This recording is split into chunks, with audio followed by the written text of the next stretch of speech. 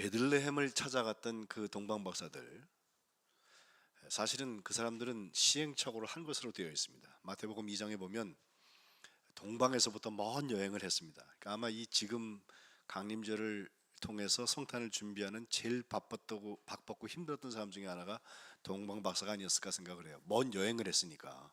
예? 근데 와서 제일 먼저 찾아가는 곳은 유대 땅에서 수도이고 거기에 왕궁을 찾아가죠. 헤로드 왕한테 가서 유대인의 왕으로 나신 이가 어디 계시냐, 우리가 동방에서부터 그의 별을 보고 여기까지 왔다, 그렇게 얘기를 해서 찾아가려고 경배하려는 마음을 표현했는데, 그 이야기를 들은 헤롯의 입장에서 보면요, 아니 왕은 난데 유대인의 왕이 또 난다는 게 도대체 무슨 소리냐, 이건 구테타입니다. 예? 그래서 베들레헴을 찾아내기 위해서 대제사장 또 서기관들을 다 불러 모아놓고 어떻게 성경이 되어 있는지를 찾았더니, 오늘 우리가 읽은 말씀 미가 5장 2절에 있는 말씀, 베들레헴 에브라다라고 하는 지목을 찾아내요.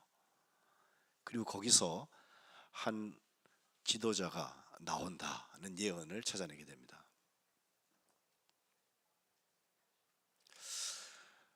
베들레헴이라는 말과 또 그 지명, 그리고 또 이것을 예언했던 미가의 이야기를 오늘 여러분과 함께 나누면서 성탄을 좀 준비했으면 좋겠습니다. 미가, 선지자들 중에서 선지 양이 많지 않은 사람들을 쭉 얘기하는데 6번째 사람으로, 그 시대 상황을 좀 보면요, 미가라는 사람은 한 742년 기원전 742년부터 687년까지 한 55년에서 60년 사이 기간 동안 예언을 했던, 길게 예언했던 사람 중에 하나거든요. 그때 비슷한 때에 남왕국 유다에는 이사야라는 선지는 여러분 많이 들어보셨죠? 이사야라는 선지가 같이 거의 비슷한 기간 동안 예언 활동을 했습니다. 둘의 차이가 있는데, 이사야는 주로 지도자들이나 왕에 대해서 그 예언을 많이 했고, 미가는 지방을 돌아다니면서 서민들에게 예언을 했던 사람입니다. 그렇게 비교해 보면 미가 1장 1절에 나오는 새 왕, 그 왕의 때가 요담과 아하스와 히스기야 시대라고 1장 1절에 기록되어져 있는데, 특별히 사마리아와 예루살렘에 관한 묵시를 자기가 기록했다고 해서 예루살렘 중심으로 한 유대 지역만 아니라 북쪽 이스라엘의 사마리아까지 그의 예언의 범위가 있는 것을 볼 수 있습니다.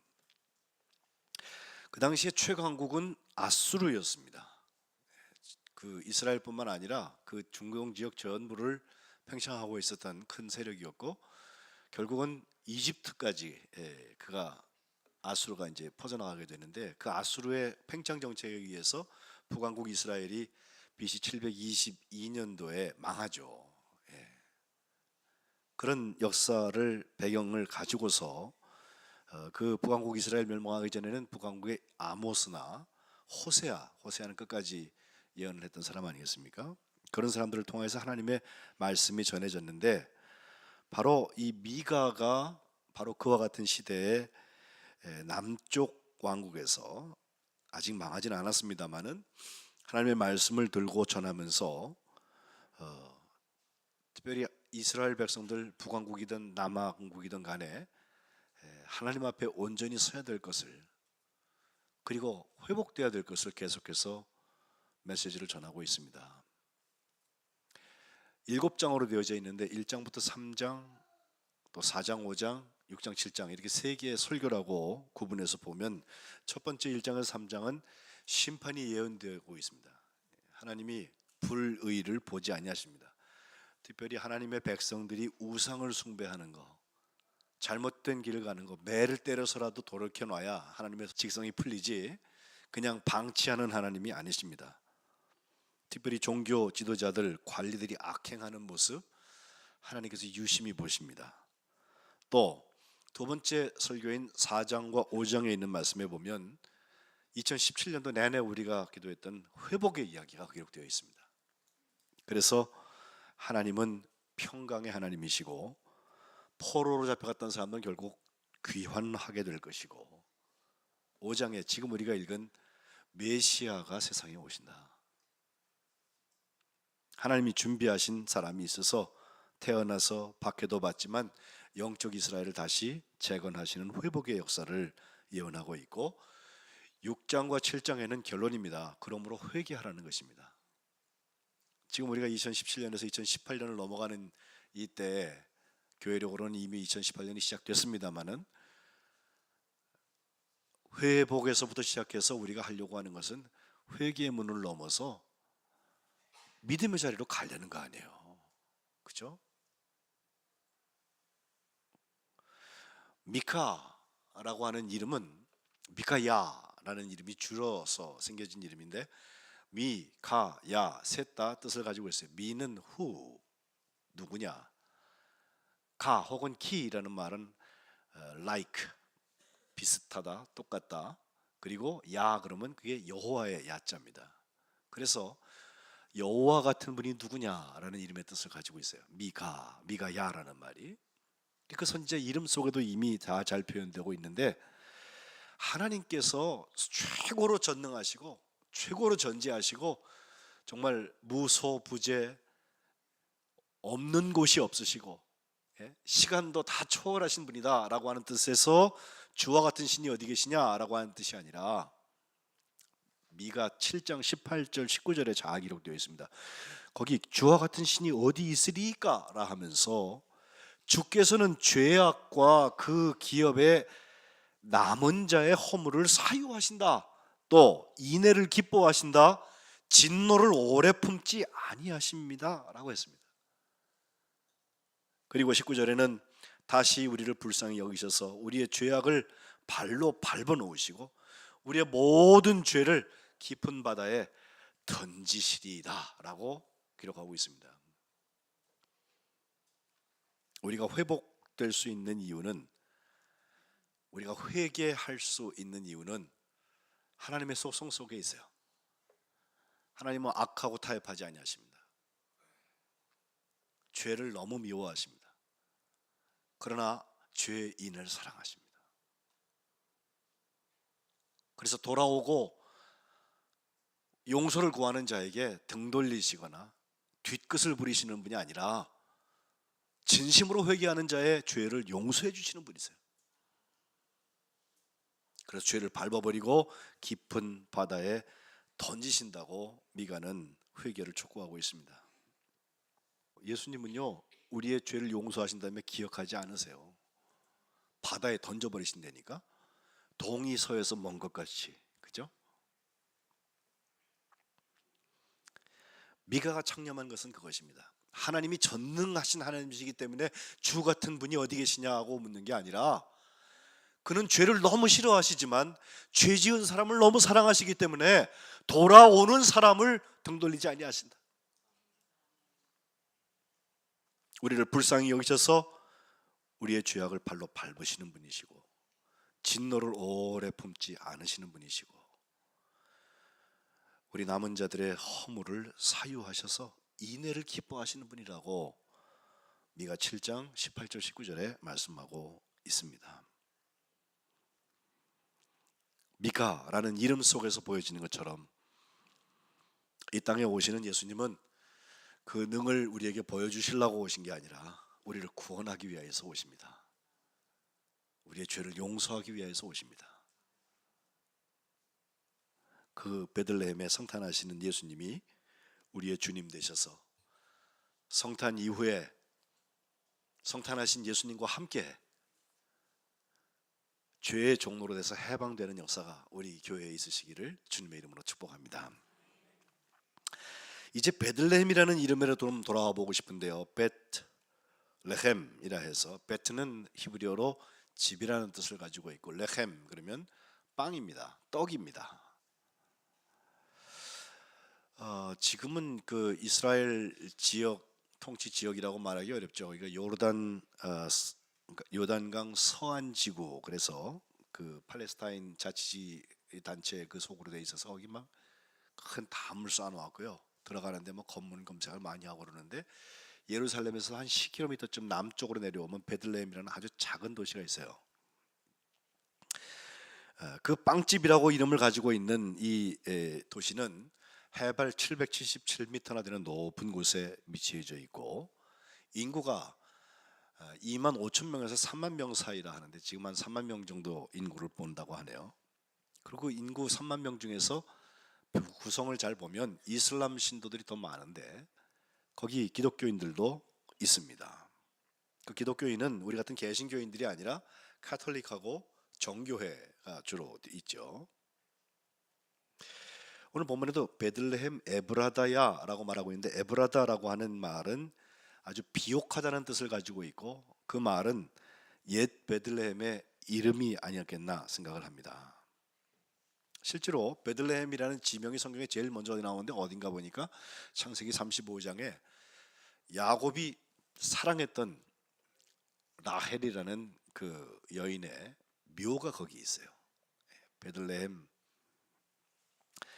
길에다가 장사했다라고 되어져 있고 또 그 다음에 나오는 베들레헴의 이야기는 뭐 사사기에 잠깐 나온 후에 중요한 이야기 하나 있죠. 룻이라는 여인입니다.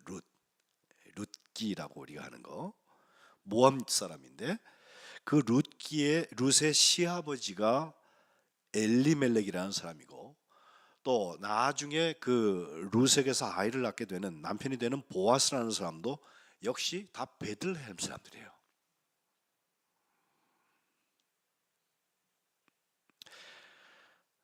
또 나중에 베들레헴에서 아이를 낳게 되었을 때 룻기 4장 17절에 보면 그 이웃 여인들이 이름을 지어줄 때 나오미한테 아들이 태어났네 그래서 이름을 오벳이라고 하는데 그 오벳이 누구냐면은 다윗의 할아버지 뻘돼요. 그래서 예수님의 족보를 쭉 기록하고 있는 마태복음 1장 5절에 가보면 살몬이라는 사람이 라합에게서 보아스를 낳고 보아스는 룻에게서 오벳을 낳고 오벳은 이새는 다윗을 낳았다 이렇게 되어 있습니다. 이 모든 진행이 대단히 중요한 진행이에요.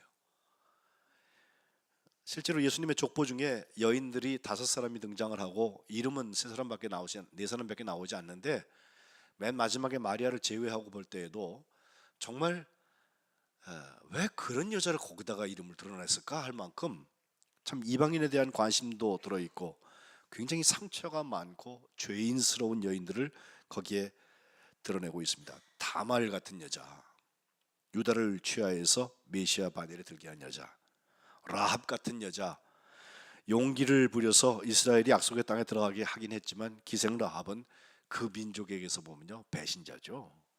또 룻, 지금 말씀드린 대로 솔선을 통해서 룻과 보아스가 다윗 왕가의 조부모가 되긴 하지만 그 정말 얼마나 힘들어요. 예? 남편들이 다 죽고 그냥 여자들만 남아가지고선 시어머니 쫓아서 그 어려운 곳에 쫓아가는 이 이방 모함 여인 룻.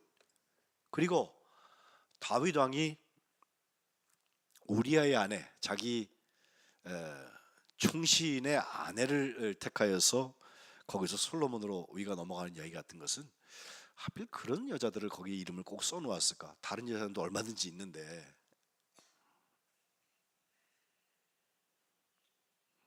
이방의 피가 섞여 있는 사람의 여자의 이름을 들어서 설명하는 이 장면들, 특별히 살몬이 라합에게서 보아스가 룻에게서 오벳을 낳았다고 하는 그 이야기는 베들레헴을 배경으로 하고 있습니다.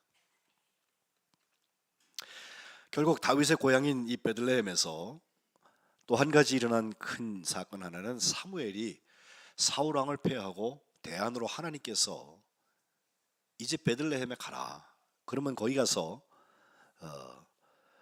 이새에게로 내가 보낼 텐데 그 아들 중에서 한 왕을 내가 보고 있다 해서 아예 안수할 준비를 해가지고 기름병을 들고 가게 되잖아요. 그 이새는 또 자기 아들 중에서 준수한 1번부터 쭉 세워놓았는데 앞에 섰을 때 하나님의 감동이 없어서 사무엘이 아닌 게비요 그러고 돌아가려고 그러는데 아이 저기 양치고 있는 아이 하나 더 있다고 갖다 그 막내를 데려다 놓은 게 그게 다윗이에요. 그 앞에 섰을 때 주의 신이 사무엘을 감동해서 왕을 기름 붓는 역사가 거기서 나타나고 있습니다.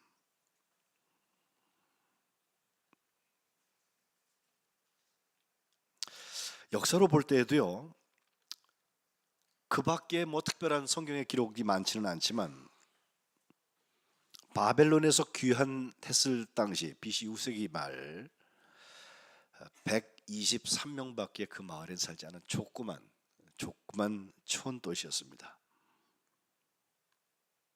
그런데 지금 그 베들레헴이 우리의 주목을 꾸는 것은 그의 이름 빵집 때문이기도 하고,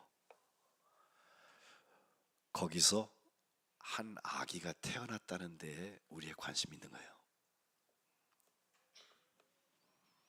탄생교회, 예수님의 성탄했다는 그 자리로 지목된 곳에다가 역사 오랜 동안에 2000년 내내 사람들이 감사하고 또 기념하고, 여기가 예수님이 태어난 곳이라고.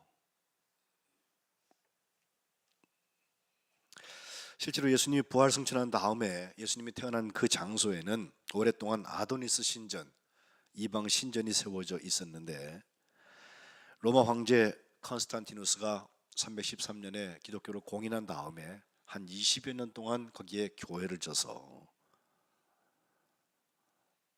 탄생 기념교회를 창건하게 되고, 역사를 진행하는 동안에 그것이 뭐 무너졌다가 다시 세워지기도 하고 하면서 2012년인가요? 유네스코의 세계문화유산으로 등재되면서 지금 정권이 바뀌어도 그건 좀 건드리지 말라고, 보호해야 된다고 하는 그런 현장이 되어 있습니다.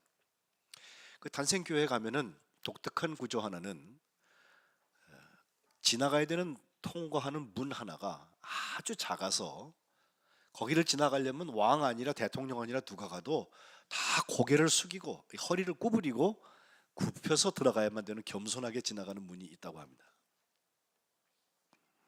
그리고 그걸 통과해서 뭐 정교회 지역입니다만 거기 가면 14개의 각을 가지고 있는 별이 하나 이렇게 박혀 있는데, 바로 예수님이 태어나서 놓이셨던 그 마국간의 현장이라고 고증해냅니다.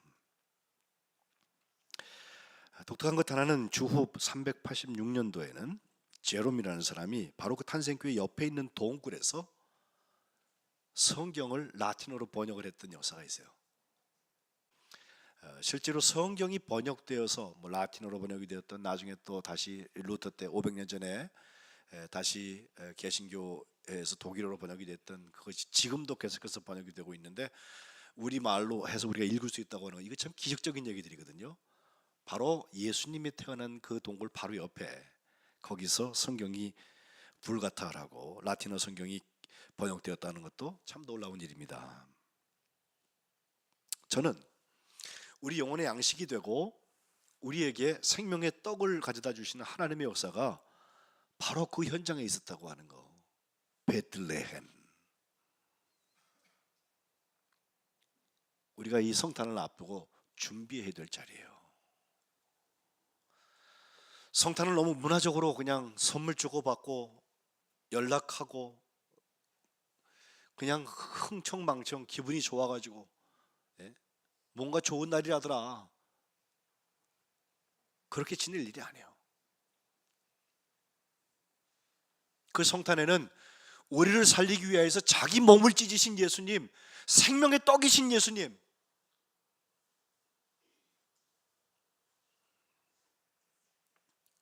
그분을 진지하게 우리 영혼의 자리에 모시는 자리가 되어야 될 것입니다. 오병이어의 기적을 이루신 다음에 요한복음 6장에 예수님께서 나는 생명의 떡이다, 내게 오는 자는 결코 줄이지 아니할 터이요 나를 믿는 자는 영원히 목마르지 않을 것이다. 그러나 내가 너희에게 이른다, 너희는 나를 보고도 믿지 않는다 탄식하셨어요. 생명의 떡은 믿음의 현장입니다. 베들레헴은 한번 가서 폼 잡고 인증샷 찍고 오는 곳이 아니라 예수님이 성탄하셔서 예수님을 믿고 영접한 그 자리가 베들레헴입니다.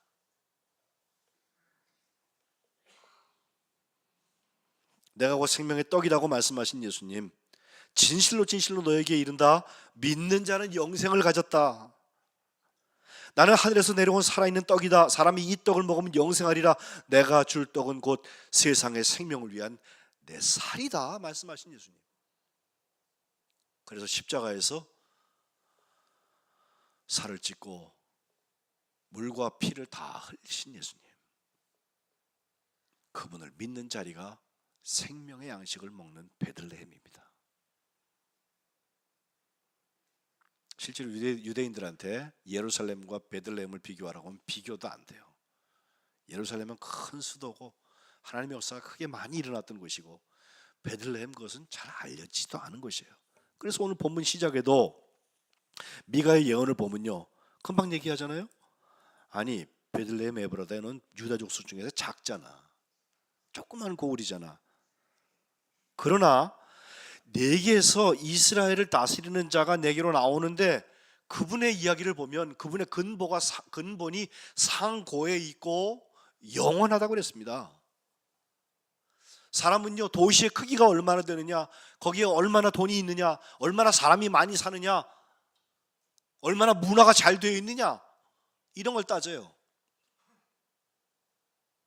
하나님은 그의 근본이 상고에 있는지 영원하고 잇대어 있는지를 물으시는 거예요.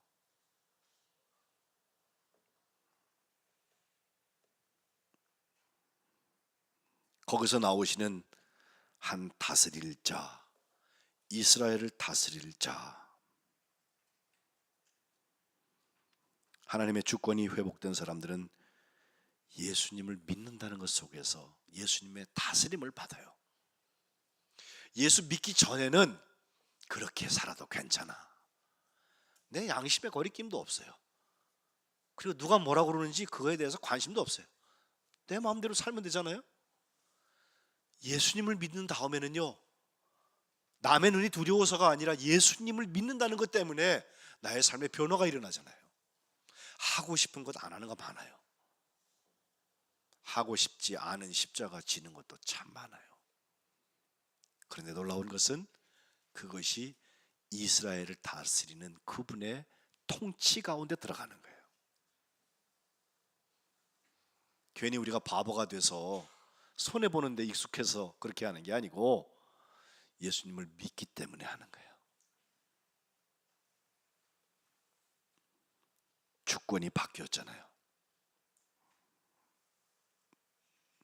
3절에 보니까 이제 여인이 해산하기까지 그를 붙들어 두시게 했고, 그 후에는 그의 형제 가운데 남은 자가 이스라엘 자손에게로 돌아오리니 했습니다. 이 돌아온다는 게 회복이에요. 그리고 돌아오는 주체가 되는 남은 자라고 하는 거, 이거 잘 봐야 합니다. 지금 세계 복음화 전도 협회라는 게 있어요. 대표가 류광수라는 분인데, 옛날에 목사라고 했다가 지금은 뭐 다락방이라고 우리가 통칭하는 사람들인데, 그 사람들이 보면요, 렘넌트예요. 거기 뭐 렘넌트 사역으로 기도 수첩을 만들고 세계 렘넌트 운동을 만들고, 그 렘넌트가 뭔가 아예 모르는 게 나아. 예? 근데 사실은요, 그 렘넌트가 대단히 소중한 거예요. 지금 우리가 읽은 남은 자가 돌아온다는데 남은 자라는 말이 렘넌트예요. 다락방에서는 12살부터 35살까지 청년들, 다음 세대들을 렘넌트라고 불러서 잘 준비시켜서 다음번에는 그들이 이 세상에 다락방 운동을 계속해 나갈 것이다 라고 하는 생각을 가지고 있는 모양인데, 우리가 보는 렘넌트는 그와는 다릅니다. 그래요. 성경에는 하나님께서 꼭 거룩한 구리토기를 남겨놓으셔서 구원 사역을 위하여서 준비한 사람들이 있었습니다. 홍수가 났을 때 노아를 통하여서 구원하셨죠. 대를 끊지 않으셨습니다. 소돔과 고모라에서도 롯과 그 가정을 구원해내시는 역사를 보죠. 하나님의 사람을 준비해 놓으셨습니다. 광야 40년 동안에 그 세대가 다 죽을 것 같았는데 하나님은 증인을 남겨놓으셨어요. 여호수아와 갈렙 두 사람을 살려놓으셨어요. 끊임없이 구원 사건을 감당해 나가는 남은 자들이 있어 왔는데, 열왕기상 19장 18절에는 바알에게 무릎 꿇지 않은 7천 명을 남겨놓으셨단 말이에요. 거룩한 시, 거룩한 구루터기라고 이사야 6장은 말하고 있습니다. 오늘 이 시대의 남은 자는 누굽니까? 거룩한 백성으로 구분함을 받으려고 성민이라는 이름을 붙이고 있는 성민교회 교우들은 정말 남은 자의 자리에 서 있는 것입니까? 주님이 다시 오셔서 휴거시킬 때 14만 4천으로 상징하고 있는 그 숫자에 우리가 들어가야 된다. 아멘이에요. 다 들어갑시다. 근데 정말 남은 자가 되어져서 그 목자 대신 예수님께서 하시려는 일에 우리가 코드를 맞추고 나의 삶을 열고 있습니까? 믿음의 사람이라면 그 자리를 가야 합니다. 달면 삼키고 쓰면 뱉는 식의 예수님, 그건 믿음의 사람의 예수님이 아니에요.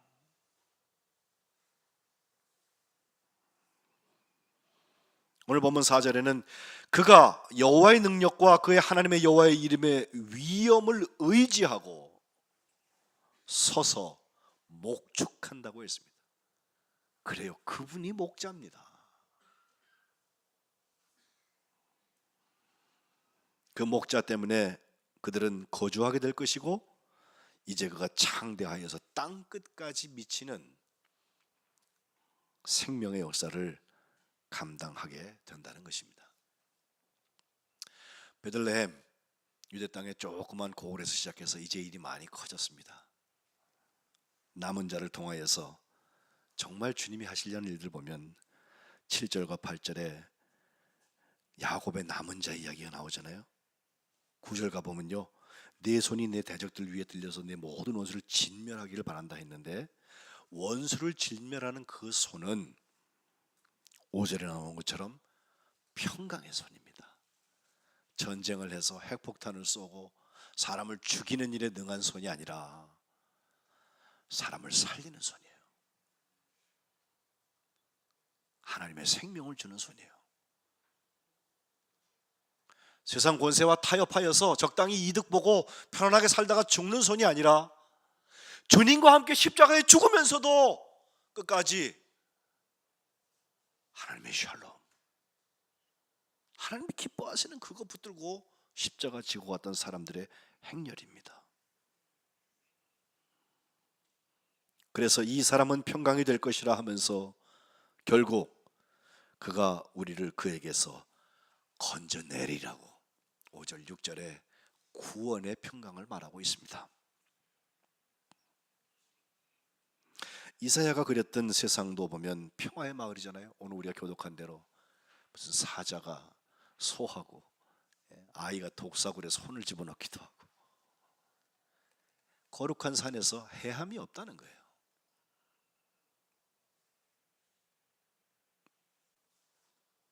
죽이는 능이 아니라, 남을 지배하고 정복하는 능이 아니라 살리는 평강입니다.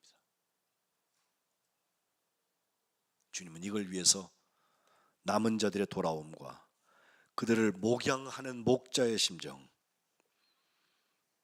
그리고 오늘 땅끝까지 이르러서 내 증인이 되어서 하나님 나라의 거듭난 삶을 살라고 우리를 계속해서 요청하고 계신 거예요.